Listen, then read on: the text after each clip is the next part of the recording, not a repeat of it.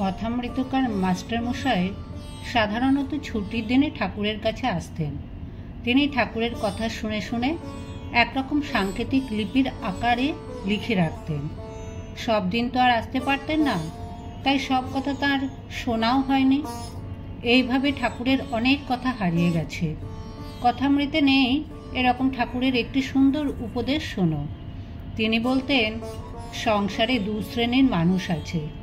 এক শ্রেণীর মানুষ কুলো প্রকৃতি, এক শ্রেণীর মানুষ চালুনি প্রকৃতি। কুলোর কাজ অসার ফেলে সার ধরে রাখা, আর চালুনি করে কি, সার ফেলে দিয়ে অসার ধরে রাখে। এই উপদেশ থেকে আমরা কি শিক্ষা পাই? জগতে নিত্য বস্তু সার বস্তু হলেন ভগবান। কুলো প্রকৃতির লোকেরা অসার বিষয় বাসনা ছেড়ে সত্য বস্তু ভগবানকে ধরে থাকে। এরাই বিবেকী, ঠিক ঠিক ধর্মপথে চলে। আবার যাদের চালুনির মতন স্বভাব, তারা ভগবানকে ভুলে বিষয় সুখ রূপে অসার ভূষি ধরে রাখে। সংসারে কে আমাদের চালাচ্ছে? বুদ্ধি। আমাদের দেহটি যেন রথ, ইন্দ্রিয়গুলো ঘোড়া, মনগুলো লাগাম। বুদ্ধি সারথি এবং জীবাত্মা হলেন রথী। বুদ্ধি সারথি আমাদের দেহ রথকে চালাচ্ছে, তাই বুদ্ধির হাতেই সব। সংসার পথে চালাচ্ছে বুদ্ধি, আবার ধর্মপথেও চালাতে পারে সেই। কঠোর উপনিষদে বলছেন, যদি আমরা বিবেক বুদ্ধিরূপ সারথির সাথে যুক্ত, সংযত মনা এবং সদা শুচি হই, তবে অমৃতধামে পৌঁছতে পারব। ধর্মপথে চলতে হলে এই বিবেক বুদ্ধিই হলো আসল জিনিস। ঠাকুরের জীবন এর একটা বড় দৃষ্টান্ত। তিনি বিচার করে দেখলেন, টাকা মাটি, মাটি টাকা, এই তো সমজ্ঞান। তিনি বলতেন, জীবনের উদ্দেশ্য ভগবান লাভ। বিবেক এই পথে চলতে আমাদের সাহায্য করে, আমাদের বিষয়াসক্তি দূর করে। মনে রাখতে হবে, কুলো প্রকৃতি না হলে ধর্ম পথে এগোনো যায় না। বৈরাগ্য ও অনাসক্তি এনে দেয় তার পাদপদ্মে অনুরাগ। অনুরাগ মানে ভালোবাসা। অনুরাগ না হলে বিরাগ আসে না, তাতে অনুরাগ এলে বিষয় বিরাগ আসবে। আবার বিষয় অনুরাগ মানে ভগবানে বিরাগ। যত পূব দিকে এগোবে, পশ্চিম দিক তত পেছনে পড়ে যাবে। এইটি আমাদের ভালো করে মনে রাখতে হবে। এমনভাবে সংসারের কর্তব্য করে যেতে হবে যেন ধর্মপথে এগোতে পারা যায়। যে বুদ্ধি সারথি রূপে আমাদের ধর্মবিরুদ্ধ পথে চালাচ্ছে, সে বিজ্ঞানী বা বিবেকী নয়, সে অমনস্ক অসুচি। যে বুদ্ধি ভোগের পথে নিয়ে যাচ্ছে, সে রাজসিক বুদ্ধি। বিবেক সারথি অর্থাৎ সাত্ত্বিক বুদ্ধি না হলে উপায় নেই। বিবেককে সর্বদা সঙ্গে রাখতে হবে। ঠাকুর বলতেন, সংসারে চিনিতে বালিতে মেশানো আছে, পিঁপড়ের মতন চিনিটুকু সার বস্তু বেছে নিতে হবে। আমরা কি করছি? চিনি বাদ দিয়ে বালি, অসার অনিত্য বস্তু গ্রহণ করছি।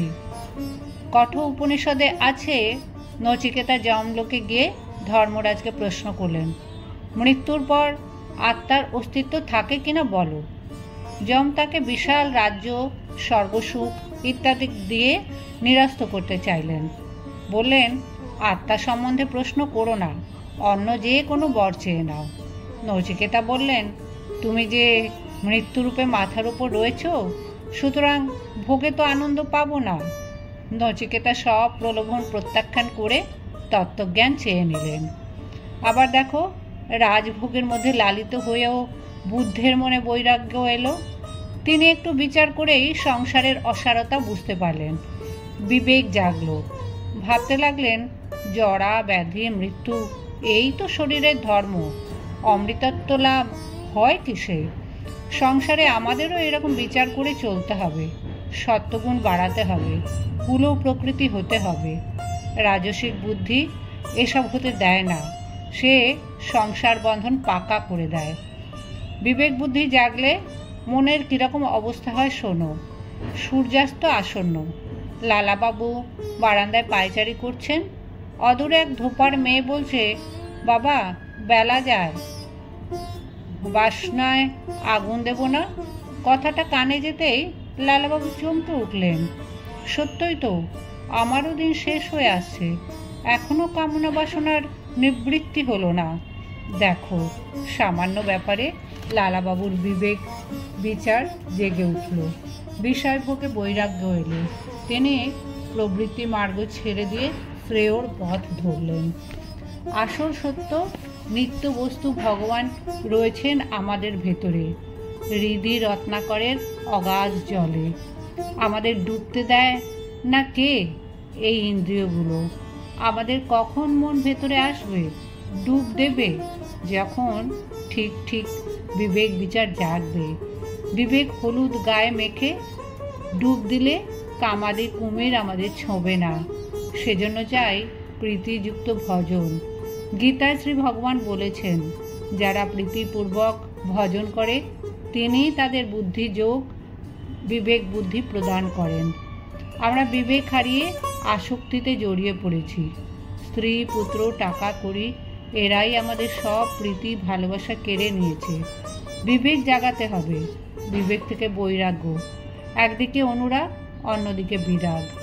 যত ভগবানে অনুরাগ হবে তত বিষয়ে বৈরাগ্য আসবে।